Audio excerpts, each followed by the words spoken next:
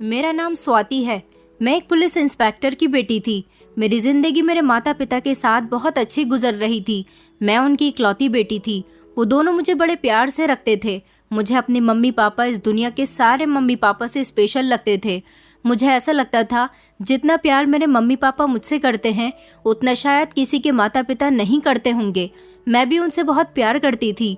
मुझे ऐसा लगता था जैसे मैं इस दुनिया की सबसे खुशनसीब बेटी हूँ। मेरे पापा ने मुझे कभी किसी चीज की कमी नहीं होने दी थी। मेरे बिना कहे ही मेरी हर डिमांड पूरी हो जाया करती थी। मैं जैसा चाहे वैसा करती थी। मैं डॉक्टर बनना चाहती थी और पढ़ाई कर रही थी। मैं अपने कॉलेज की फ्रेंड्स के साथ एक ट्रिप पर गई हुई थी। मेरा ट्रिप पूरे 1 हफ्ते का था, पर हमारे ग्रुप की एक लड़की की अचानक तबीयत बिगड़ने की वजह से हम लोगों को जल्दी घर वापस आना पड़ गया था। मैं अपनी मम्मी पापा को सरप्राइज देना चाहती थी, इसलिए मैंने उनको बताया नहीं था कि मैं घर आ रही हूँ। वैसे तो मेरी हर रोज उनसे बात ही हो रही थी, लेकिन आज मैं उनको एक स्पेशल सरप्राइज देना चाहती थी। आज पहली बार मैं इतने लंबे ट्रिप पर गई हुई थी। मेरे पेरेंट्स ने मुझे जाने से मना कर दिया था क्योंकि वो लोग इतने दिन मुझसे दूर नहीं रह सकते थे, पर जब मैंने जिद की तो उन लोगों ने मुझे भेज दिया था, सिर्फ मेरी खुशी की खातिर। तो इसीलिए मैंने सोचा था कि मैं अब जल्दी आ गई हूँ। मेरे पेरेंट्स मुझे देखकर शॉक्ड रह जाएंगे और खुशी से फूले नहीं समाएंगे, लेकिन मुझे नहीं पता था कि आज मेरी जिंदगी का एक ऐसा राज मेरे सामने खुलने वाला है जिसे सुनकर शायद मैं अपने पैरों पर खड़े होने काबिल नहीं रहूंगी। दरअसल मैं अपने घर में जैसे ही घुसी तो दरवाजे पर ही मुझे मेरे मम्मी पापा के बोलने की आवाज आ रही थी। वो दोनों हॉल में ही बैठे हुए आपस में एक दूसरे से मेरे बारे में बातचीत कर रहे थे। अपने बारे में उनकी बातें सुनकर मैं वहीं पर खामोशी से खड़ी हो गई थी ताकि अपने पेरेंट्स की बातें सुन सकूं। मम्मी पापा से कह रही थी कि मुझे स्वाति की बहुत याद आ रही है। मेरा मन कर रहा है कि मैं उसे एक बार देख लूं। उसकी खुशी की खातिर हमने उसे जाने तो दिया, लेकिन ये हमारा ही दिल जानता है कि हम उसके बिना कैसे समय गुजार रहे हैं। मेरे पापा कहने लगे कि तुम परेशान मत हो, वो सही सलामत घर वापस आ जाएगी। हमारी बेटी बहुत बहादुर है और उसकी खुशी हमारे लिए सबसे ज्यादा है। अब उसकी खुशी के लिए हमें इतना तो करना ही था, और वैसे भी वो कहीं दूर थोड़ी गई है, सिर्फ 1 हफ्ते की ही तो बात है, जल्दी ही वापस आ जाएगी। तो फिर सारा दिन अपनी बेटी को देखती रहना। लेकिन उसके बाद जो बात मेरी माँ ने कही उसे सुनकर तो मुझे अपने कानों पर विश्वास नहीं हो रहा था। मैं अंदर जाने ही वाली थी, पर उन लोगों की बात ने मुझे सावधान कर दिया था और मुझे उस जगह पर खड़े होकर उनकी बातें सुनने पर भी मजबूर कर दिया था। मैं पूरी बात जानना चाहती थी, इसलिए मैं वहीं पर जमकर खड़ी रही। मेरी मम्मी ने पापा के जवाब में कहा था कि मैंने कभी सोचा नहीं था कि भगवान इस तरह से हमारी गोद में स्वाति को डाल देगा। शायद हमारे भाग्य में उसकी परवरिश करना लिखा हुआ था। पापा कहने लगे, मुझे भी स्वाति को देखकर विश्वास नहीं होता। ऐसा लगता है जैसे वो हमारी ही बेटी है, जैसे उसे तुमने ही जन्म दिया है। तुमने देखा है, उसकी शक्ल बिल्कुल हम दोनों से मिलती है। अगर मैं उस दिन टाइम पर उस नदी के किनारे नहीं जाता तो शायद मुझे पता ही नहीं चलता कि वहाँ नदी के किनारे एक मासूम बच्ची पड़ी हुई है। अगर थोड़ी सी भी देर हो जाती तो वो अपनी जान से भी जा सकती थी। वो मासूम बच्ची नदी के किनारे कहाँ से आई थी? उसे कौन छोड़कर गया था? आखिर वो कौन था जिसने अपनी मासूम सी बच्ची को नदी के किनारे मरने के लिए छोड़ दिया था? वो इंसान जो भी था, उसने उसे मारने के लिए ही वहाँ पर छोड़ दिया होगा। पर भगवान की कृपा से वो बच्ची नदी में नहीं बही थी, बल्कि लहर के साथ वापस किनारे पर आ गई थी। क्या इसके माता पिता को इस मासूम बच्ची पर ख्याल नहीं आया? पता नहीं वो कौन से लोग होते हैं जो अपने बच्चों को इस तरह से मरने के लिए छोड़ देते हैं। उनके लिए बहुत बड़े सौभाग्य की बात होती है कि भगवान ने उनको औलाद जैसा सुख प्राप्त किया। वो लोग ये भी नहीं सोचते कि इस दुनिया में कुछ हम जैसे बे औलाद लोग भी हैं जो औलाद के लिए तरस रहे हैं। मेरी माँ कहने लगी कि भगवान ने मेरी जिंदगी में स्वाति को शामिल करके मेरी सूनी गोद को भर दिया, वरना मैं सारी जिंदगी औलाद के लिए तरसती रहती। बस अब मेरी बर्दाश्त से बाहर हो रहा था। मैं उन लोगों की बातें अब और नहीं सुन सकती थी। ये सारा सच जानकर तो मुझे ऐसा लग रहा था जैसे मेरे पैरों तले से जमीन निकल रही है। मैंने ये क्या सुन लिया था कि इतना प्यार देने वाले ये दोनों मेरे माता पिता नहीं है, मैं किसी और की बेटी हूँ। मैं फौरन ही घर के अंदर चली गई थी। अचानक मुझे दरवाजे पर देखकर मेरे मम्मी पापा के चेहरे के रंग उड़ गए थे। वो दोनों घबराकर खड़े हो गए और मुझे देखते ही पापा कहने लगे, स्वाति तुम यहाँ, तुम कब आई बेटा? मम्मी भी भागते हुए मेरे पास आई और मेरे गले से लगकर कहने लगी, स्वाति बेटी, तुम इतनी जल्दी कैसे आ गई? कैसा रहा तुम्हारा ट्रिप? मैंने उन दोनों को कोई जवाब नहीं दिया। मैं बिल्कुल खामोश खड़ी रही। मेरी आंखों में आंसू आ रहे थे। मेरी आंखों में आंसू देखकर मेरी मम्मी ने कहा, बेटी क्या बात हो गई है? तुम्हारे चेहरे की खुशी कहाँ गुम हो गई? तुम्हारी तबीयत तो ठीक है और तुम इतनी जल्दी क्यों आ गई? तुम तो अगले हफ्ते आने वाली थी ना? मुझे परेशान देखकर पापा भी मेरे करीब आ गए थे और उन्होंने भी मुझसे वही सवाल किए जो मम्मी कर रही थी। मैं उन दोनों से दूर हो गई और कहने लगी, आप लोगों ने मुझसे इतना बड़ा सच कैसे छुपाया? इतने सालों से आप लोग मुझे माँ बाप बनकर पाल रहे हो। आखिर आप लोग कौन हो और मैं किसकी बेटी हूँ? मैंने आप लोगों की सारी बातें सुन ली हैं। मेरी बात सुनकर पापा कहने लगे, बेटा हम तुम्हारे बारे में नहीं किसी और की बात कर रहे थे। मम्मी कहने लगी, हाँ हाँ बेटी, तुम्हारे पापा के पास एक ऐसा केस आया है, वो उसी के बारे में बात कर रहे थे। तुम तो हमारी अपनी बेटी हो और तुमने देखा नहीं हम तुमसे कितना प्यार करते हैं। आज के जमाने में कोई माता पिता किसी की औलाद से इतना प्यार नहीं करता जितना कि हम तुमसे करते हैं। अपने मम्मी पापा की बात सुनकर मैंने उन्हें हाथ से इशारा दिया और कहा कि आप लोगों को झूठ बोलने की जरूरत नहीं है। मैं आप लोगों की सारी बातें सुन चुकी हूँ और सच भी जान चुकी हूँ। ये कहकर मैं अपने कमरे में चली गई और मैंने कमरे के दरवाजे को अंदर से बंद कर लिया था। मैं घंटों तक कमरे के अंदर लॉक करके रोती रही थी। ये सोचती रही कि आखिर मेरे असली माता पिता कौन है?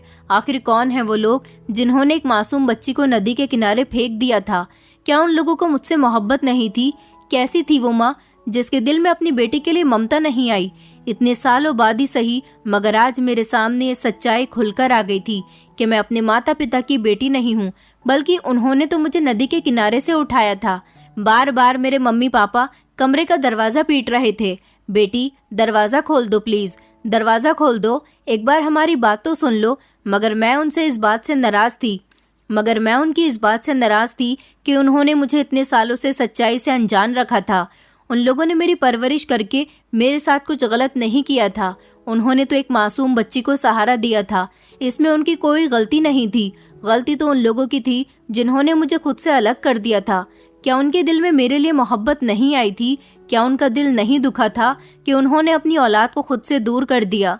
मेरे दिमाग में अब आने लगा था कि मैं उन लोगों से मिलना चाहती हूँ जिन्होंने मेरे साथ ये सब कुछ किया।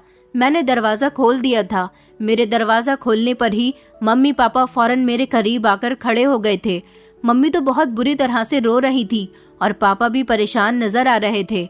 मम्मी ने कहा, बेटी प्लीज हमें माफ कर दो, गुस्सा थूक दो और खाना खा लो। हम तुम्हें इस तरह से नाराज नहीं देख सकते। पापा कहने लगे, हमें हमारी गलती के लिए माफ कर दो। तुम नहीं जानती कि हमारा दिल कितना दुख रहा है। हमने हमेशा तुम्हें अपनी सगी औलाद से बढ़कर चाहा। हमने कभी सोचा ही नहीं कि तुम हमारी सगी बेटी नहीं हो। शायद भगवान की यही मर्जी थी, वो तुम्हें इसी तरह से हमारी जिंदगी में शामिल करना चाहता था। मैंने अपनी मम्मी पापा से कहा कि मैं आप लोगों की तकलीफ को समझ सकती हूँ, मुझे माफ कर दीजिए। मैंने गुस्से में आकर आप लोगों से काफी कुछ कह दिया। लेकिन पापा, मैं जानना चाहती हूँ कि आखिर वो कौन लोग हैं जिन्होंने मुझसे अपनी जान छुड़वाने के लिए मेरे साथ ये सब कुछ किया था। मेरी बात सुनकर पापा कहने लगे, बेटा इतने सालों बाद कैसे पता चल सकता है? और वैसे भी क्या तुम्हें हमारी परवरिश में कोई कमी नजर आती है जो तुम इन लोगों की तलाश करना चाहती हो? मैंने अपने पापा से कहा, पापा आप तो पुलिस इंस्पेक्टर हो ना, और कुछ भी कर सकते हो। पुलिस वाले तो सालों पुराने केस भी हैंडल कर लेते हैं। मुझे आपकी परवरिश पर कोई शक नहीं है। बस आप एक बार मेरी कंडीशन को समझने की कोशिश करिए। मैं बस ये जानना चाहती हूँ, क्या मैं उन लोगों के लिए इतनी बुरी थी? मैं उन लोगों से इस बात का सवाल करना चाहती हूँ, क्या मुझे फेंकते समय उन लोगों के दिल में रहम नहीं आया था? प्लीज आप किसी भी तरह से मेरे असली माता पिता का पता लगाइए और मुझे वहाँ लेकर चलिए जिस जगह से आपने मुझे उठाया था। मेरे पापा ने मुझे तसल्ली दी और भरोसा दिलाया कि वो मेरे असली माता पिता की तलाश जरूर करेंगे। मैं मम्मी पापा के साथ अच्छी तरह से बिहेव कर रही थी। उन लोगों ने एक तरह से मुझ पर बहुत बड़ा एहसान किया था। मैं उन लोगों को ये एहसास नहीं दिलाना चाहती थी कि वो मेरे असली माता पिता नहीं हैं। मैं उन लोगों के साथ अच्छे तरीके से रह रही थी। बचपन से ही मैंने उनको देखा था और उन्होंने मेरी खातिर बहुत कुछ किया था।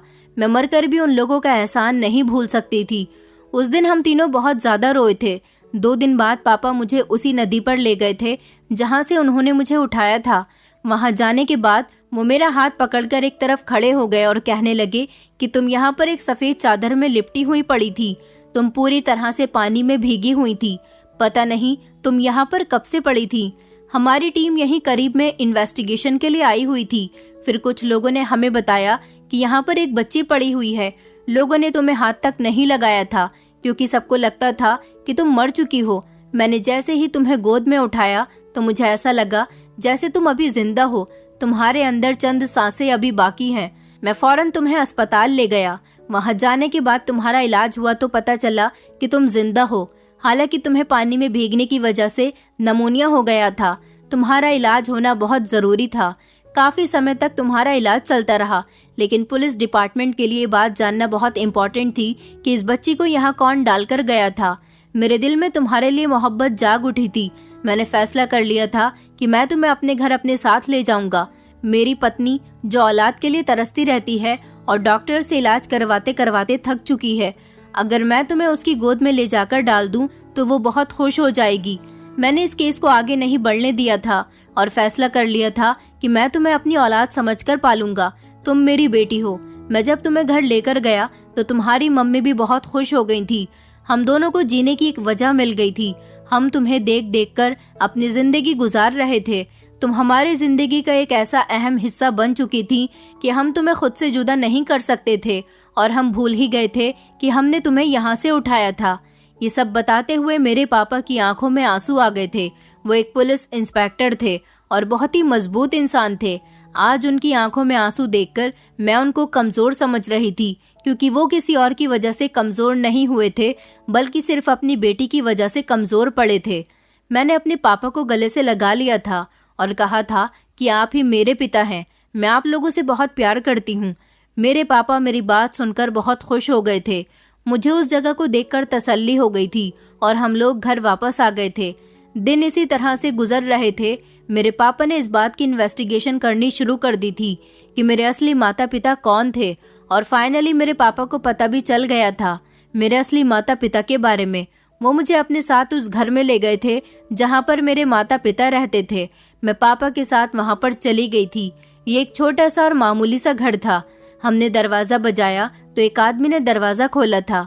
मेरे पापा ने उनको बताया कि वो पुलिस इंस्पेक्टर हैं और उनके घर में कुछ पूछताछ करने के लिए आए हैं।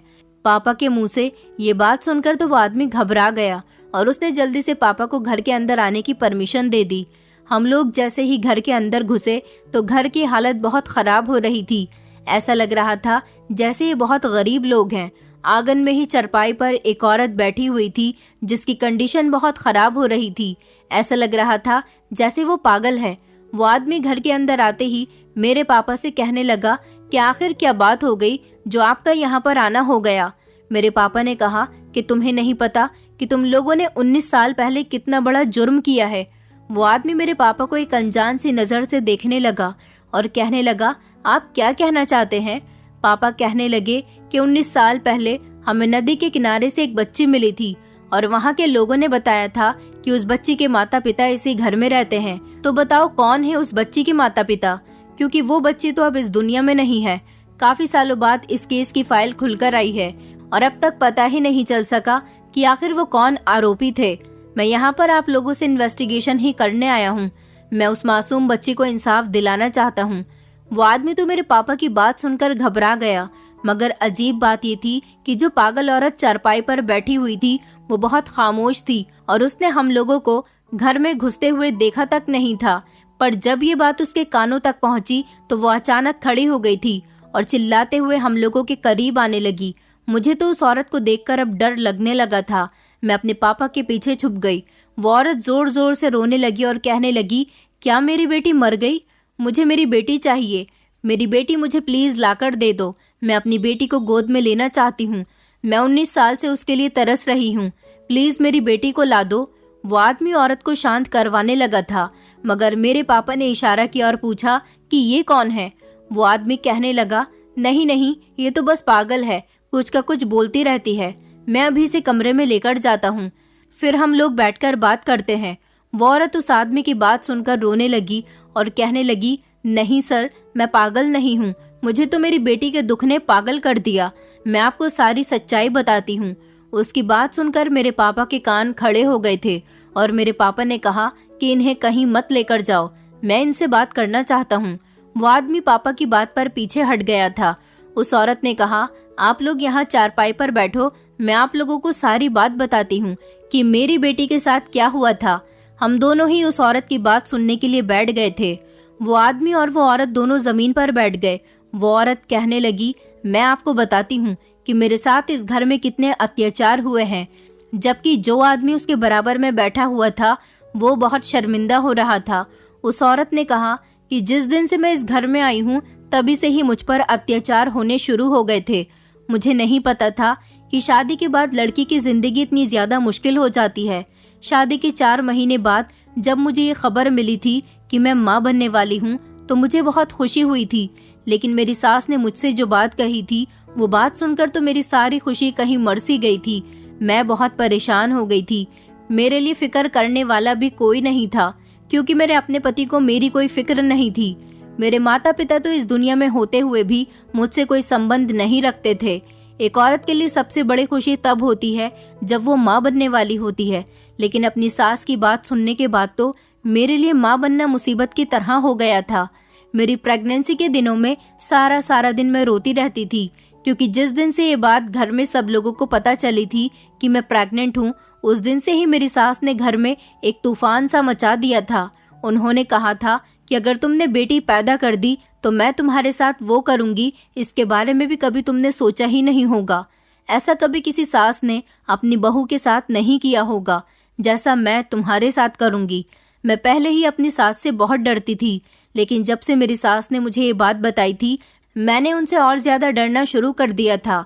मुझे डर लग रहा था कि कहीं मेरी सास मेरी जान न ले ले। अभी तो मेरी डिलीवरी में काफी समय था।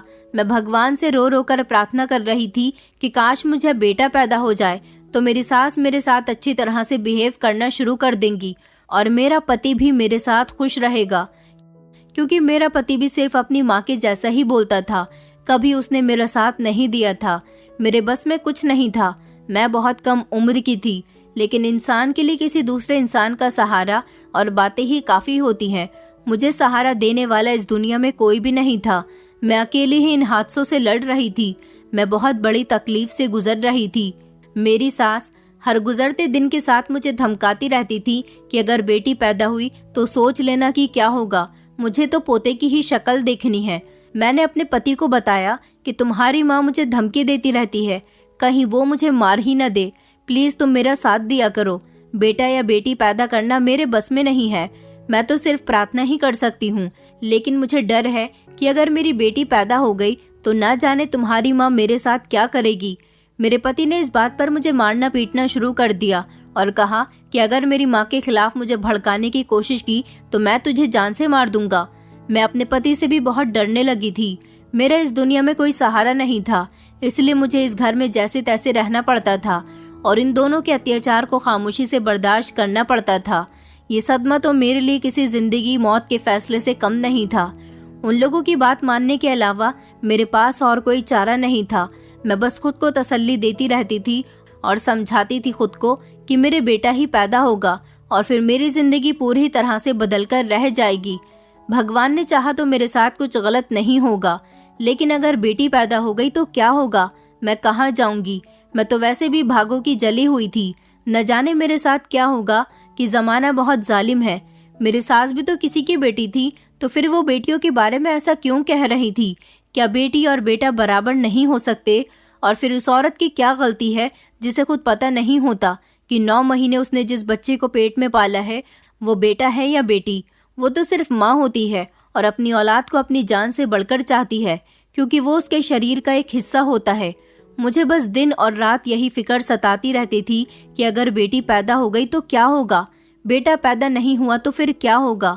मुझे प्रेगनेंसी में कोई परेशानी होती तो मेरी सास मुझे डॉक्टर के पास भी नहीं जाने देती थी। कहती थी कि बच्चे तो हमने भी पैदा किए हैं, अस्पताल जाने की क्या जरूरत है, घर में रहो और घर के सारे काम किया करो। मेरी सास ने मुझे एक पल के लिए भी सुकून लेने नहीं दिया था। जिंदगी इसी तरह से गुजर रही थी। मैं हर दिन फूंक फूंक कर गुजार रही थी। फिर आखिरकार मेरी डिलीवरी का समय भी आ गया था। मेरी सास ने अभी भी अस्पताल जाने से मना कर दिया था। और साफ साफ कह दिया था कि बच्चा घर में ही पैदा होगा। मेरी सास ने गांव की ही एक दाई का बंदोबस्त कर लिया था। कुछ ही देर बाद ही दाई हमारे घर के बाहर मौजूद थी। मुझे दर्द होने शुरू हो गए थे। उसने जल्दी से जाकर तैयारी करनी शुरू कर दी थी, लेकिन मेरा दिल तो जोर जोर से धड़क रहा था। समझ नहीं आ रहा था कि मेरे साथ क्या होगा। मैं अपने दर्द को तो भूल चुकी थी, क्योंकि मैं वो दर्द बर्दाश्त कर सकती थी, लेकिन ये टेंशन मुझसे बर्दाश्त नहीं हो रही थी कि बच्चा पैदा होने के बाद क्या होगा। इस बात को सोचते सोचते मुझे पूरे 9 महीने हो गए थे। मेरी सास ने हर रोज मुझे धमकी दी थी और एक पल के लिए भी मुझे ये बात भूलने नहीं दी थी कि मुझे बेटा ही पैदा करना है। और अब वो घड़ी भी आ गई थी और मैं ये सोच सोच कर परेशान हो रही थी कि पता नहीं मेरी सास ऐसा क्या करेंगी। उनकी धमकी ने मुझे पूरी तरह से डरा धमका कर रख दिया था। दाई जब मेरे पास आई तो उसने मुझे खबरदार कर दिया था। वो मेरी सास को काफी पहले से जानती थी। दाई मुझसे कहने लगी, तुम्हारी सास बहुत ज्यादा खतरनाक औरत है। तुम्हारी सास को तो पूरा गांव जानता है। मैं तुम्हें बता देती हूँ कि अगर तुम्हारी बेटी पैदा हुई तो उसे बचाना तुम्हारा काम है, क्योंकि सविता बेटी पैदा होने के बाद जो तमाशा खड़ा करेगी उसके बारे में तो सभी जानते हैं, क्योंकि उसने अपने बड़े बेटे की बहू के साथ भी बहुत बुरा किया था। तभी तो उसका बड़ा बेटा अपनी पत्नी को लेकर शहर में रहता है। जैसे जैसे मैं अपनी सास के बारे में जानती जा रही थी, मेरा दिल और भी ज्यादा डर रहा था। मैं बहुत परेशान हो चुकी थी। मैंने अपने दिल में फैसला कर लिया था कि अब मुझे डरना नहीं है। अभी तो वैसे भी बच्चा पैदा नहीं हुआ है। बच्चा पैदा होने के बाद देखा जाएगा कि क्या करना है। दाई ने मेरी डिलीवरी करना शुरू कर दी थी और आधे घंटे की मेहनत के बाद मुझे अपने बच्चे के रोने की आवाज आ गई थी। मैंने सबसे पहला सवाल दाई से यही पूछा था कि मैंने बेटी को जन्म दिया है या बेटे को। दाई ने मुझे बड़े अफसोस के साथ बताया कि बेटी, तुमने एक मासूम सी बच्ची को जन्म दिया है। दाई के चेहरे पर जो अफसोस था उसे देखकर तो मेरे होश उड़ गए थे। और जब ये बात मेरी सास को पता चली तो उन्होंने हंगामा शुरू कर दिया था। ऐसा लग रहा था जैसे यही बात सुनने के लिए मेरी सास के कान तरस रहे थे। वो तो मेरी बेटी को देखकर पागल ही हो रही थी। मैं अपनी बेटी को अपनी गोद में लिए हुए बैठी थी। वो बहुत खूबसूरत थी, इतनी प्यारी थी कि मन कर रहा था कि उसे देखती रहूं। लेकिन मेरी सास का साफ कहना था कि मैं इसे कभी इस घर में नहीं रहने दूंगी। इतनी मनहूसियत पहले मेरे घर में कभी नहीं आई थी जितना इस लड़की के आने से आएगी। मैं अपनी सास का बिहेवियर देखकर परेशान हो गई थी, क्योंकि मुझे इसी बात का डर था। मैंने अपने दिल में फैसला कर लिया था कि मैं अपनी सास को अपनी बेटी तक पहुंचने ही नहीं दूंगी, मगर उन्होंने गांव की औरतों के सामने ऐसे हालात पैदा कर लिए थे कि मुझे अपनी बेटी को उनकी गोद में देना ही पड़ गया था। मगर मैं ये नहीं जानती थी कि औरत इतनी जालिम भी हो सकती है। वो सचमुच मेरी बेटी को उठाकर घर से बाहर ले जाएगी। उन्होंने तो बस अपनी पोती का चेहरा देखने के लिए उसे अपनी गोद में लिया था, मगर जैसे ही मेरी बेटी उनके पास गई, वो उसे लेकर घर से बाहर निकल गई। मैंने अपने पति से कहा कि आपकी माँ मेरी बेटी को कहाँ लेकर गई हैं, मगर मेरे पति को भी इस बात से कोई मतलब नहीं था। बेटी पैदा होने से तो उसका भी मूड बहुत खराब था। मैं इस काबिल नहीं थी कि अपनी सास का पीछा कर सकती। मैं पीछे जाकर देखती कि आखिर वो मेरी बेटी को कहाँ ले जा रही है और मैं उससे अपनी बेटी को छीन लेती। भले से ही मुझे अपनी बेटी के लिए इस घर को छोड़ना क्यों न पड़ जाता, लेकिन मैं अपनी बेटी की जान बचा पाती। काफी देर हो गई थी, मगर मेरी सास अभी तक घर पर नहीं आई थी। मेरा तो रो रो कर बुरा हाल हो रहा था। मेरी समझ नहीं आ रहा था कि मैं किससे मदद मांगूं। कोई भी मेरी मदद करने वाला नहीं था। पता नहीं वो मेरी बेटी को कहाँ ले गई थी, उसके साथ क्या करने वाली थी। बस ये सोच सोच कर मेरा दिमाग खराब हो रहा था। लगभग आधे घंटे के बाद जब मेरी सास घर आई तो उसे देखकर मेरे होश उड़ गए थे, क्योंकि मेरी सास के हाथ तो बिल्कुल खाली थे। वो जिन हाथों में मेरी बेटी को लेकर गई थी, वापस उन हाथों को खाली लेकर आई थी। मैं अपनी सास को देखकर पागल हो गई थी और उससे पूछने लगी कि बताओ मेरी बेटी कहाँ है, तुम उसे कहाँ लेकर गई थी और कहाँ छोड़ कर आई हो। मेरी सास ने मेरे मुंह पर थप्पड़ मार दिया और कहने लगी कि बेटी पैदा करने की यही सजा है कि उसे जीने ना दिया जाए। मैं तेरी बेटी को नदी में फेंक आई हूँ, अब तो भूल जा अपनी बेटी को और दूसरे बच्चे की तैयारी कर। लेकिन अगर दूसरी बार भी तूने बेटी पैदा की तो अगली बार मैं बेटी के साथ साथ तुझे भी नदी में फेंक कर आऊंगी और अपने बेटे की दूसरी शादी करवा दूंगी। मेरे बेटे के लिए लड़कियों की कोई कमी नहीं है। अपनी सास के मुंह से ये बात सुनकर मेरे होश उड़ गए थे कि वो मेरी मासूम सी नन्ही सी बच्ची को नदी में फेंक कर आ गई थी। आखिर उसका दिल कितना पत्थर था। क्या मेरी मासूम सी बच्ची को देखकर उसका दिल नहीं पिघला था, उसके हाथ नहीं कांपे थे। मैंने अपनी सास को झंझोड़ना शुरू कर दिया था कि तुमने मेरे साथ ऐसा क्यों किया। मैं रो रो कर पागल हो रही थी। मेरा मन कर रहा था कि मैं चिल्ला चिल्ला कर सारी दुनिया को बता दूं कि इसने मुझसे मेरी बेटी को छीन लिया। मेरी सास ने मुझे घर के कमरे में बंद कर दिया था। सारी रात में इसी तरह से तड़पती रही थी। मैं अपनी बेटी के बारे में सोच सोच कर पागल हो रही थी कि उस बेचारी का क्या हाल हो रहा होगा। मैं अपनी बेटी के पास जाना चाहती थी, लेकिन दरवाजा बंद था। मैं कुछ नहीं कर सकती थी, पर मैंने फैसला कर लिया था कि मुझे कुछ न कुछ तो करना ही होगा। मैंने जोर जोर से चिल्लाना शुरू कर दिया ताकि इनमें से कोई आए। फिर मेरी सास आई थी और उसने दरवाजा खोलकर मुझे डांटना शुरू कर दिया कि चिल्ला क्यों रही है, पागल हो गई है क्या। मैं यही चाहती थी कि किसी भी तरह से कोई दरवाजा खोल दे। मैंने कहा, हाँ, मैं अपनी बेटी की ममता में पागल हो गई हूँ। मैंने अपनी सास से ये बात कही और अपनी सास को धक्का देकर मैं घर से भाग गई थी। इस गांव में एक ही नदी है। मैं जानती थी कि मेरी सास मेरी बेटी को वहीं पर ले गई होंगी। मैं दौड़कर जब इस नदी के किनारे आई तो ये देखकर हैरान रह गई कि मेरी बेटी वहां पर थी ही नहीं। मैंने चारों तरफ देखा, मुझे अपनी बेटी कहीं नजर नहीं आ रही थी। मैं पागलों की तरह चिल्ला चिल्ला कर अपनी बेटी को आवाजें दे रही थी, कह रही थी कि कोई पानी के अंदर जाकर मेरी बेटी को निकाल दो। मेरी बेटी पानी के अंदर बह गई। वो छोटी सी है, मर जाएगी, कोई मेरी मदद करो। पर कोई भी मेरी मदद के लिए आगे नहीं आया। सबको यही लगा कि मैं पागल हूँ। काफी समय तक मैं वहां पर रही, पर मुझे कुछ हासिल नहीं हुआ था। मैं रोती बिलखती हुई अपने घर को वापस आ गई थी। मेरी सास और मेरे पति ने मुझे बहुत मारा था और कमरे में बंद कर दिया था। इस सदमे ने मुझे पूरी तरह से खामोश कर दिया था और मेरी सास समझती थी कि मैं पागल हो गई हूँ। आखिर मैं क्या कर सकती थी। मैं पिछले 19 साल से सिर्फ नाम के लिए जिंदा हूँ, क्योंकि मेरी बेटी के साथ साथ इन्होंने मुझे भी मार दिया है। मेरी सास बहुत बुरी औरत है, उसने मेरी खुशियाँ मुझसे छीन ली। मैं आपके सामने हाथ जोड़ती हूँ, अगर आप पुलिस ऑफिसर हो तो मेरी सास को सजा जरूर देना। मैं एक कमजोर औरत हूँ, मैं सिर्फ उस औरत को बद्दुआ दे सकती हूँ, मगर आप तो कानून के रखवाले हो, मुझे इंसाफ दिला सकते हो। वो औरत फूट फूट कर रो रही थी। आंसू तो मेरे पापा की आंखों में भी थे और मेरी आंखों में भी बहुत थे कि ये यही पागल औरत मेरी माँ थी। हाँ, ये औरत सच में पागल थी, क्योंकि इस औरत के लिए हालात ही ऐसे पैदा कर दिए गए थे कि वो पागल होने पर मजबूर हो गई थी। मैं तो बस फूट फूट कर रोए जा रही थी। मेरे पापा ने उस औरत से कहा, तो फिर तुम्हारा पति कहाँ है और तुम्हारी सास कहाँ है? क्या तुम इस घर में अकेली रहती हो? मेरे पापा ने उसे भरोसा दिलाया कि मैं तुम्हें इंसाफ जरूर दिलाऊंगा, बल्कि तुम्हारी बेटी से भी तुम्हें मिलवाऊंगा। तुम्हारे लिए सबसे बड़ी खुशी की बात यह है कि तुम्हारी बेटी जिंदा है। उस औरत के चेहरे पर अचानक से मुस्कुराहट आ गई थी। उसने कहा, क्या सच में मेरी बेटी जिंदा है? और इतने सालों बाद उसे कैसे पता चलेगा कि मैं उसकी माँ हूँ? मैं अपनी बेटी से मिलना चाहती हूँ साहब, मुझे मेरी बेटी से मिलवा दो। आपका बहुत एहसान होगा। कितने सालों से मैं अपनी बेटी की याद में तड़प रही हूँ। पापा ने कहा, लेकिन उससे पहले तुम्हें अपनी सास के बारे में हमें बताना होगा कि वो कहाँ पर है। वो औरत कहने लगी, सबसे पहले तो आप मेरे पति से मिलो, ये आदमी मेरा पति है। उसने अपने बराबर में बैठे हुए आदमी की तरफ इशारा करते हुए कहा, इस आदमी ने सारी जिंदगी सिर्फ मुझ पर अत्याचार किया है, अपनी माँ के कहने में आकर, मगर अपनी बेटी के जाने के बाद तो इसे भी एहसास हो गया था कि इसकी माँ ने सच में हमारी बेटी के साथ बहुत गलत किया था। मेरी सास का नाम सविता है और पूरा गांव उसके बारे में जानता है। मेरी सास मेरे पति की दूसरी शादी करवाना चाहती थी, मगर जब गांव वालों को पता चला कि बेटा बेटी के नाम पर सविता क्या करती है, तब किसी ने भी उसके बेटे को अपनी बेटी का रिश्ता नहीं दिया, क्योंकि ऐसे आदमी को कौन बेटी दे सकता है जो अपनी माँ के पल्लू से बंधा हुआ हो और इंसाफ के खिलाफ भी नहीं बोल सकता हो, बल्कि जुर्म में उसका बराबर से साथ देने वाला हो।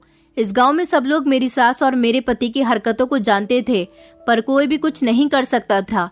मेरी सास इस समय घर पर नहीं है, वो मार्केट गई हुई है। जब वो आएगी तब आप उसके तेवर देखना। वो औरत कभी अपनी गलती नहीं मानती है, बहुत खतरनाक औरत है। सारे गांव में उसके घमंडीपन के चर्चे हैं। लेकिन साहब, आप मुझे ये बताओ कि मेरी बेटी कहाँ है? मैं अपनी बेटी से मिलना चाहती हूँ। वो आदमी जो कि मेरा पिता था, वो शर्मिंदा बैठा हुआ था। उसने मेरे पापा के सामने हाथ जोड़ दिया और कहने लगा कि साहब, मुझे माफ कर दो। मुझे दिल से इस बात का अफसोस है कि मेरी माँ ने मेरी पत्नी और मेरी बेटी के साथ बहुत गलत किया और मैंने भी बराबर से अपनी माँ का साथ दिया। जिस दिन मेरी बेटी इस दुनिया से गई उस समय तो मुझे अफसोस नहीं हुआ था, बल्कि खुशी हुई थी कि मेरी माँ ने सही किया। वो मेरी बेटी को नदी में फेंक कर आई। फिर न जाने क्यों किसी पल भी मुझे सुकून नहीं था और धीरे धीरे मुझे पता चलने लगा कि मेरी माँ एक मतलबी औरत है, वो कभी किसी की नहीं हो सकती। क्योंकि जब मेरे पिताजी जिंदा थे वो पिताजी के साथ भी हमेशा बदतमीजी से बात किया करती थी।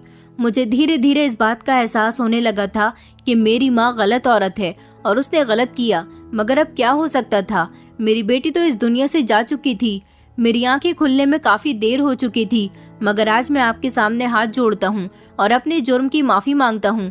आप चाहो तो मुझे अरेस्ट कर सकते हो, आप मुझे जो सजा दोगे मुझे मंजूर है। उन दोनों ने मेरे पापा के पैर पकड़ लिए और दोनों ने मिलकर कहा कि हमें हमारी बेटी से मिलवा दो साहब, हम अपनी बेटी से मिलना चाहते हैं, उसे देखना चाहते हैं। मैं इतना रो रही थी कि मुझे बहुत अफसोस हो रहा था। आज मेरे सामने मेरे सगे माता पिता बैठे हुए थे। मुझे नहीं पता था कि मेरी जिंदगी में एक ऐसा भी समय आएगा। मेरे पापा ने बताया कि ये रही आपकी बेटी, आपकी आंखों के सामने। मुझे देखकर मेरे माता पिता की आंखें फटी की फटी रह गई थी। मेरी सगी माँ तो मुझे तरसती हुई नजरों से देख रही थी।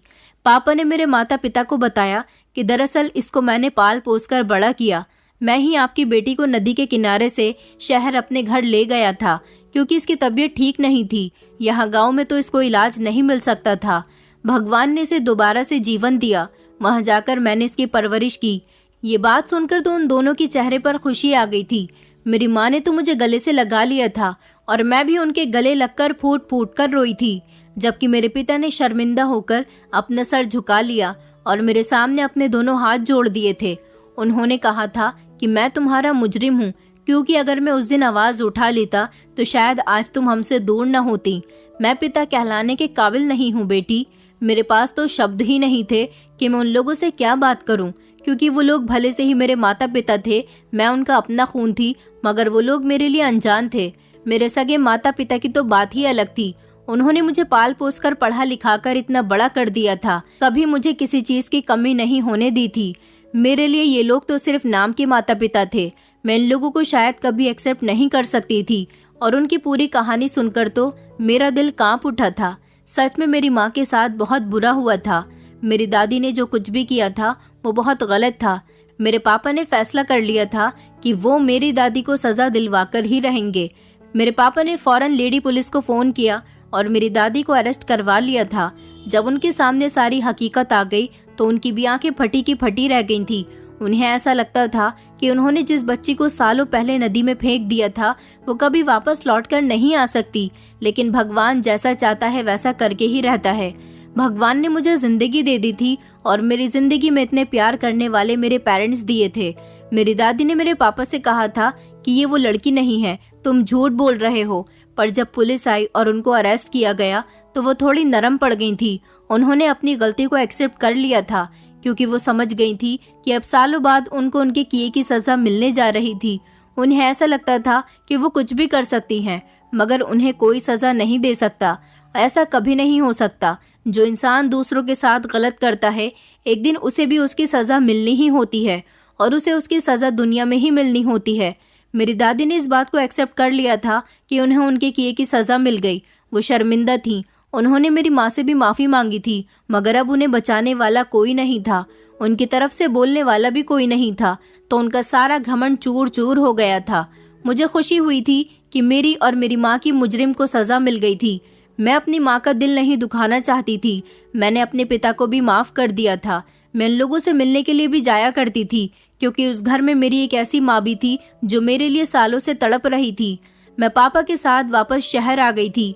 कभी कभी मैं गांव अपने सगे माता पिता से मिलने के लिए चली तो जाती हूँ, लेकिन मेरे लिए हमेशा मेरे माँ बाप यही लोग रहेंगे जिन्होंने मेरी सारी जिंदगी परवरिश की, क्योंकि मैं इन लोगों की परवरिश को कभी नहीं भूल सकती। मैं आप लोगों से रिक्वेस्ट करती हूँ कि प्लीज बेटे और बेटियों में फर्क करना छोड़ दें। ये बेटियां ही होती हैं जो आपके घर में रौनक लाती हैं और आपके घर को रोशन कर देती हैं। दोस्तों, उम्मीद करती हूँ आपको हमारी कहानी पसंद आई होगी। कहानी पसंद आई है तो वीडियो को लाइक करें, चैनल पर नए हैं तो चैनल को सब्सक्राइब करें और हाँ, नोटिफिकेशन बेल को जरूर दबाएं ताकि अगली अपडेट सबसे पहले आपको मिले।